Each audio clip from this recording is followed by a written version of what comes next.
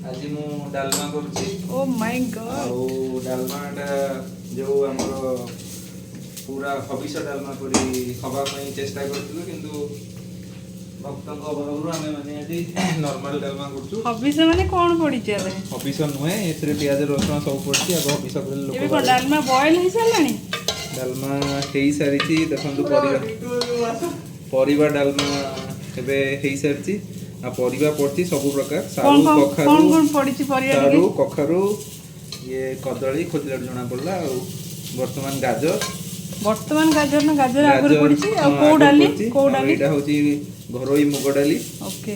ଆଉ ବହୁତ ଭଲ ଖୁସବୁ ଆଦେହ ରହେ। ଆଉ ଟିକେ ଗୋଡ଼ି ରହିବ। ଆପଣମାନଙ୍କୁ ସଜେସନ୍ ଦେବି, नो ଗୋଡ଼ି ଆପଣମାନଙ୍କୁ ସଜେସନ୍ ଦେବି, ଯେବେ ବି ଆକୁ କରିବେ ଆକୁ ଟିକେ ପାଣିରେ ଗଡ଼େଇକି କରିବେ। ଏବେ ମୁଁ ଟିକେ ପାର୍ଟ ନେବି, ଆଉ ଟିକେ ପାର୍ଟ ରହିବ।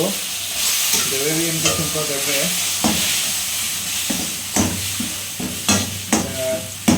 ଛୁଙ୍କ ଦିଆଯିବ। ଛୁଙ୍କରେ କଣ ପଡିଛି ଟିକେ? ଏଇ ଛୁଙ୍କରେ ପଡିଛି ଜିରା, ଆଉ ପଞ୍ଚ ତେଜପତ୍ର, ଫୁଟଣ, ଭୃସଙ୍ଗ, ଆଉ କଞ୍ଚା ଲଙ୍କା, ଅଦା, ବହୁତ ସବୁ ଜିନିଷ ପଡୁଛି। ମୁଁ ଏତେ ଏକ୍ସପ୍ଲେନ୍ କରିପାରିବିନି।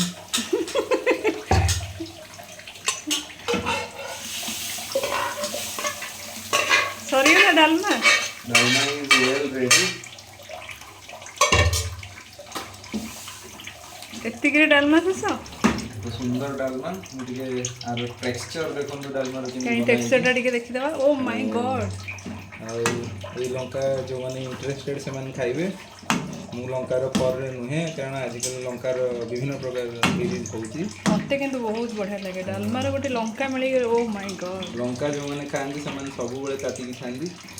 ଆମେ ଶାନ୍ତଶିଷ୍ଟ ଲୋକ। ଏବେ ଟିକେ ଖାଇବା ମିଳିଯାଉ ଡାଲମା ବହୁତ ହେଇଗଲା। କହୁଛି 1 ସ୍ପୁନ୍ ଟିକେ ଚାଖ।